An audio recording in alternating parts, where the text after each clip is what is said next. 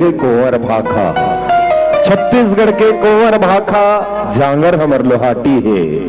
छत्तीसगढ़ के कुंवर भाखा जांगर हमर लोहाटी है।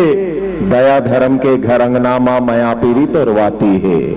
छत्तीसगढ़ के कन्हार माटी औ हावे माटी मतासी, छत्तीसगढ़ के कन्हार माटी औ हावे माटी मटासी, जेमा उपजय धान जेकर अब्बड़ सुहाथे बासी।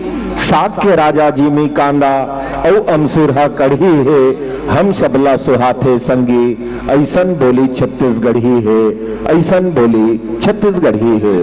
मालती निषाद एक पाटन के तीर में जोन गांव है तिहा के रहिया है और बिल्कुल कल्चर से जुड़े हुए अपन महतारी बाप पर बासी लधर के गीस अबो गिल गुनगुना दीस और गजब सुघर गीत के आप सब आनंद लेवत रहो।